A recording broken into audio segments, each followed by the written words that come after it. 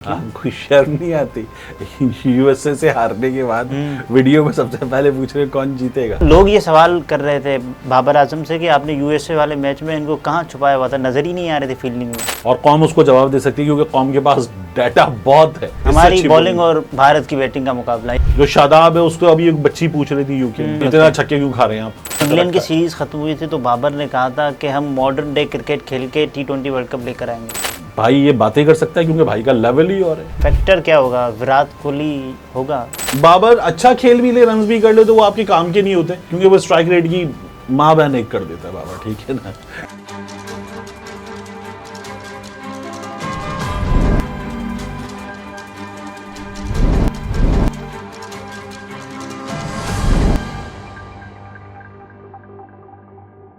अस्सलाम वालेकुम, मैं अब्दुल सत्तार, आप अलग न्यूज़ देख रहे हैं। तारिक मतीन हमारे साथ हैं। आज एक हाई वोल्टेज मुकाबला है पाकिस्तान वर्सेस इंडिया, और कौन जीतेगा इस पर ज़रा बात कर लेते हैं। लेकिन उससे पहले आपसे एक दरखास्त है, चैनल को सब्सक्राइब करें, सब्सक्राइब करने के साथ साथ घंटी ज़रूर बजा दीजिए। इसका जो टिकट है आती आपको शर्म नहीं आती? यूएसए से हारने के बाद वीडियो में सबसे पहले पूछ रहे कौन जीतेगा। देखिए, तो लोगों से पूछ रहे हैं ना। नहीं, अभी तो हम बात करेंगे ना कि कौन जीतेगा, चले ठीक है, लेकिन शर्म आनी चाहिए यार आपको। इस मैच के बाद तो हमें ये सवाल ही नहीं उठाना चाहिए कि कौन जीतेगा। इंशाल्लाह पाकिस्तान जीतेगा। इंशाल्लाह पाकिस्तान जीतेगा। इंशाल्लाह पाकिस्तान जीतेगा। क्यों कह रहे हैं? पूरी कौम को दुआओं पे लगाया हुआ है। ठीक है, मतलब जो टीम जैसा खेल रही है तो उसके बाद वो हालत वाली ना, भाई नहीं है तमीज से खेल ले भाई तेरा भाई तेरी मेहरबानी, तमीज से खेल ले, बंदे का बच्चा बन के खेल ले, वो वाली हालत है। और आपके पास जो है वो बंदे का बच्चा भी आता है, आपके पास एक वो बच्चा है बबलू बच्चा जो है वो, जिसको हमने कह दिया तू ही खेल।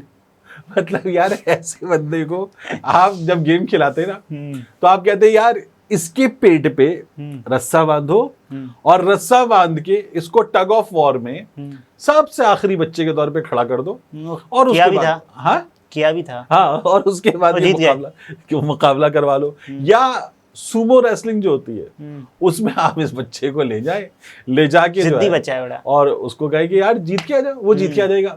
या फिर एक और काम होता है, वो अम्यूजमेंट एरिया में ना एक बड़ा सा एयर बलून होता है, उस पे एक किरदार को यहाँ पे लिटा दिया जाता है इस साइड पे, और ऊपर से एक भारी भरकम बंदा छलांग मारता है और ये उछल के जाके बॉल पिट में गिरते हैं या फोमी कुशंस के एरिया में जाके गिरता है। तो उस पे जो है ना बार बार कोई गिरे, आपका दोस्त या आपका साथी जाके अम्यूजमेंट एरिया में, वो जो बार बार छलांग लगाने के लिए रखा हुआ है, वहां पे भी आजम खान को रखा जा सकता है। ये बॉडी शेमिंग नहीं कर रहा मैं, आजम खान को खुद। अच्छा, लोग ये सवाल कर रहे थे बाबर आजम से कि आपने यूएसए वाले मैच में इनको कहाँ छुपाया हुआ था, नजर ही नहीं आ रहे थे फील्डिंग में। इनको छुपाना भी कमाल है वैसे, ठीक है ना। नहीं, उनकी जगह पे एक सब्स्टिट्यूट फील्डर आ गया था। नहीं, लेकिन वैसे इसको छुपाना भी कमाल है, कहाँ छुपाएंगे। ठीक है, अब आजम खान जो है उसको छोड़ दें, बॉडी शेमिंग भी कर लिया उन्होंने, बुरी बात है, लेकिन टीम पे आ जाए। हम इंडिया से खेल रहे हैं, अभी तक जो पिछले 5 मैचेस हैं उनमें 3 इंडिया जीता है जी। जब आप मैच कंपैरिजन कर रहे होते ना तो रीसेंट टीम्स कैसा खेल रही हैं, तो हेड ऑन जो है हमारा उसमें 2 हम जीते, 5 इंडिया जीता है, तो पलड़ा भारी है इंडिया का। और T20 वर्ल्ड कप की तारीख में हम 1 मरतबा ही जीते हैं। आईसीसी इवेंट हम एक बार शायद जीत गए। अच्छा, उसके बाद आप अगर आ जाएं जो प्लेयर्स टू वॉच जिसे कहते हैं कि बल्लेबाज जो हैं जिन पे नजर रखनी चाहिए, तो उनमें पाकिस्तान की तरफ से 2 बल्लेबाज हैं, एक बाबर है, एक फखर है। बाबर और फखर का जो एवरेज है वो ठीक ठाक अच्छा है इन लोगों के मुकाबले में। जो इंडिया की तरफ से स्काई है, स्काई वो लोग कहते हैं सूर्य कुमार यादव को, तो वो है, और एक और नया लड़का है। इन दोनों का जो एवरेज है वो तकरीबन 31 के आसपास बन रहा है लास्ट 8 to 10 मैचेस निकालकर। बाबर और फखर का जो एवरेज है वो इन दोनों से बेहतर है, लेकिन ये तो T20 फॉर्म है ना, जब ये T20 है, इसमें इसके साथ साथ स्ट्राइक रेट भी देखना होगा। जब आप स्ट्राइक रेट पे देखेंगे तो फखर तो आपको शायद आगे मिलेगा, बाबर को फिर आपको देखना पड़ेगा कि बाबर का स्ट्राइक रेट क्या है। इसी तरह से वहां पर अगर आप स्ट्राइक रेट देखेंगे सूर्य कुमार यादव का, बाकी उनके पंट का, रोहित का, कोहली का, तो आपको नजर आएगा कि वो कहीं बेहतर है, ठीक है। फिर इसी तरह से जो बॉलर्स का मामला है उनमें हम हमेशा ये क्लेम करते हैं कि हमारी जो बॉलिंग है वो शायद दुनिया में सबसे अच्छी बॉलिंग, हमारी बॉलिंग और भारत की बैटिंग का मुकाबला, ये कहते हैं। ये हम हमेशा कहते हैं, लफ्ज़ ये बस। तो इंडिया की जो बॉलिंग है उसमें अगर आप देखें तो मैं जितने बॉलर्स को देखूं वहां पर अक्षर पटेल हैं, ठीक है, अक्षर पटेल हैं, उसके अलावा कुलदीप यादव हैं, ठीक है, कुलदीप यादव है, उनके बॉलर्स भी मुझे रीसेंट परफॉर्मेंसेस पर अपने बॉलर्स से बेहतर नजर आते हैं। ये नंबर्स भी शो करते हैं। मैं अपने बॉलर्स को देखूं तो हम लोगों ने अभी जो किया यूएसए के सामने, मतलब हम कहते हैं हमारे डेथ ओवर्स में हारिस रऊफ हमारा बेस्ट बॉलर है। उस बेस्ट बॉलर ने आखिर की 3 गेंदों पर पहली में छक्का खाया, फिर एक सिंगल बना जी, फिर उसके बाद उसने चौका खा लिया और हम सुपर ओवर में चले गए, 12 चाहिए थे जी, ठीक है। तो वो जो आपका बेस्ट बॉलर है उसका ये हाल है। जो शादाब है उसको अभी एक बच्ची पूछ रही थी यूके में, आपको इतने ज्यादा छक्के क्यों खा रहे हैं आप, ठीक है। तो ये उन लोगों का हाल है, मोरल इनका डाउन है, नंबर्स इनके डाउन है। फिर पीसीबी का चेयरमैन इनको डांटता है, कहता है बदलियाज आदमी छोड़ूंगा नहीं, वो वहां से भी कह भी रहे हैं कि 1 महीने तक कोई तनकीद ना करें जब तक वर्ल्ड कप है। अच्छा ठीक है, मतलब क्यों तनकीद भाई, ये तो हमने वहां देखा है, मुस्बत रिपोर्टिंग करें। अच्छा मोहसिन नकवी है ना, फिर टाइमलाइन भी दे दी नहीं, मोहसिन नकवी फिर कह सकते हैं। अच्छा, वो जो मुस्बत रिपोर्टिंग की जहाँ से डिमांड होती है, मोहसिन नकवी तो फिर कह सकते हैं, उसी कबीले से। हाँ, तो मोहसिन नकवी कह सकते हैं।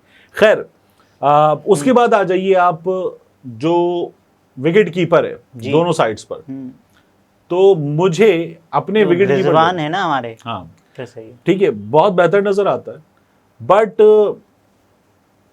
कंसिस्टेंसी या रिलाई करना कि यार आप रिलाई कर सकते हैं, उस रिलाई करने में मैं देखूं रीसेंट परफॉर्मेंसेस में तो अगेन मैं डाउटफुल हो जाता हूं रिजवान के मामले पर।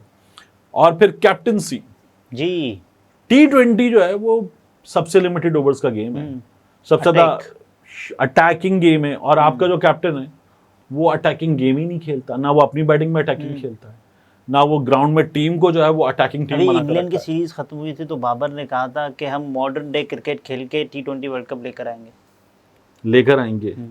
मतलब मॉडर्न डे क्रिकेट जो है वो आईसीसी चैंपियंस, ये जो T20 कप है नहीं, इसके अलावा कोई है, नहीं, इसमें खेलेंगे। अच्छा, अप्रोच होगी हमारी जी। तो खैर मतलब बाबर से ये उम्मीद करना कि वो मॉडर्न डे क्रिकेट खेलेंगे, मुझे वो बिल्कुल भी नहीं है इस चीज़ की उम्मीद।